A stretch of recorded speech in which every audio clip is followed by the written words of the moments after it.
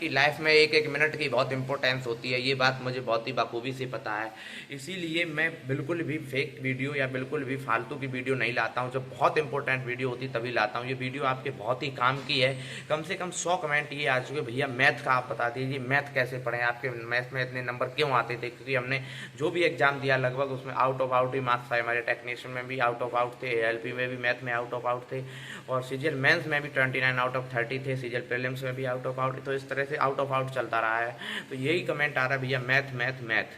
तो एक ऐसी सॉलिड वीडियो है ये, मैथ की लगभग आपकी हर समस्या का समाधान कर देगी ये वीडियो। लेकिन ध्यान से ये पूरी वीडियो देखेंगे आप, एक एक डाउट बारीकी से क्लियर कर दूंगा।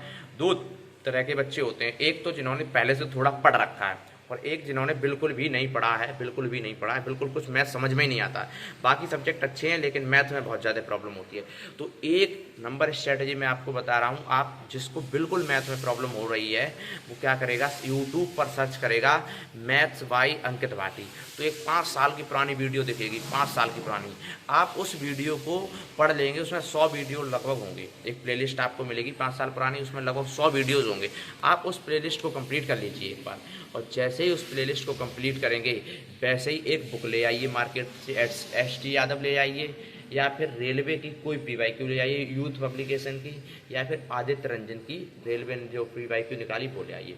अगर आप वो बुक लगाएंगे तो पूरी नहीं लग पाएगी, थोड़ी थोड़ी क्वेश्चन की प्रैक्टिस उससे होने लगेगी, क्योंकि वो पीडीएफ बहुत हाई लेवल, वो जो प्लेलिस्ट हमने आपको बताई है यूट्यूब पे कि मैथ्स बाई अंकित भाटी, तो वो बहुत हाई लेवल की नहीं है, इसलिए आपका पूरा तो नहीं लग पाएगा उससे, लेकिन आपका बेस बन जाएगा। अगर आप अपनी तरफ से और एफर्ट्स लगा लेंगे तो आप पूरा कर ले जाएंगे।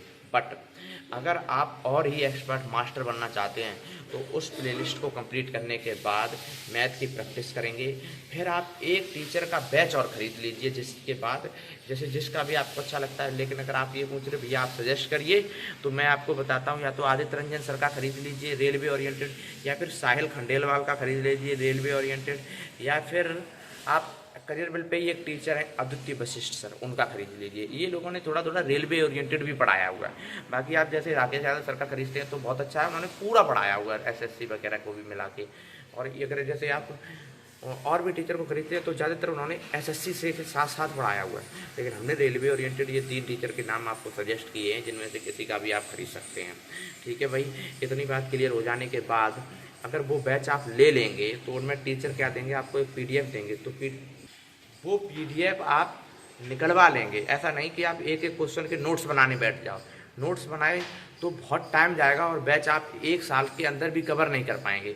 तो नोट्स, मैथ के नोट्स मत बनाना, आप मैथ की पीडीएफ निकलवा लेना।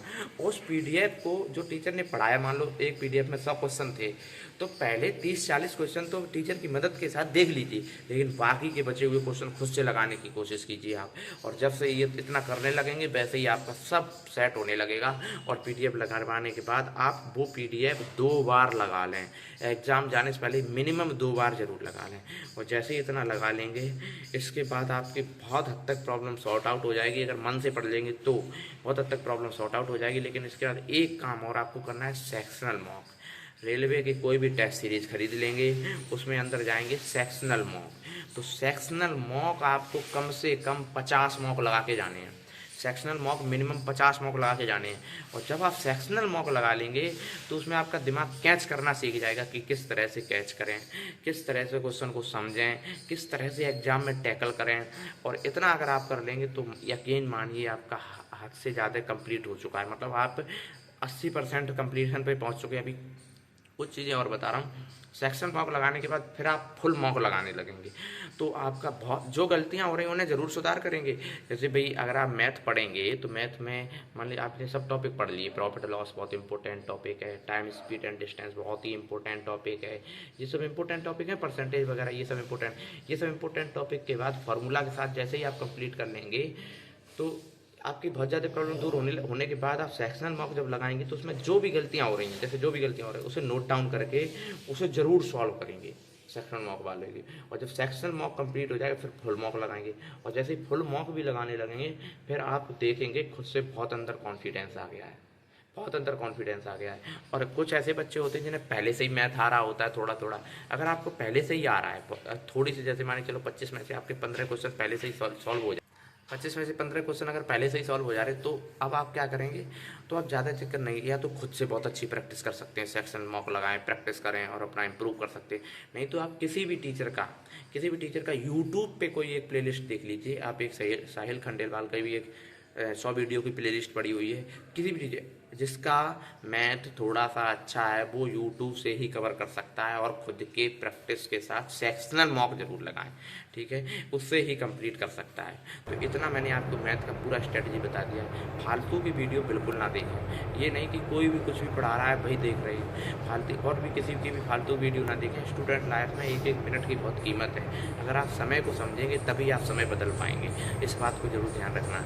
ये मैं वीडियो वही लाता हूँ जो बहुत ही इंपॉर्टेंट होती है, जो बहुत ही आपके काम की होगी। मुझे पता है ये वीडियो आपके लिए बहुत हेल्पफुल होगी, और तभी मैं वीडियो लाता हूँ, इससे फालतू में कोई भी वीडियो नहीं लाता हूँ। आपको इसी तरह से लगभग इंपॉर्टेंट वीडियो ही मिलती रहेंगी, रेलवे से रिलेटेड कोई भी अगर आपको अपडेट, कोई वीडियो ये सब चाहिए तो इस चैनल पर मिलती रहेंगी। एक बार सब्सक्राइब जरूर कर लें, और ध्यान रखेंगे अगर किसी भी एक ही टीचर को फॉलो करें, ऐसा ना सोचे कि आज हमने इनसे थोड़ा पढ़ लिया अब उससे भी पढ़ के देख लें, थोड़ा इनसे भी।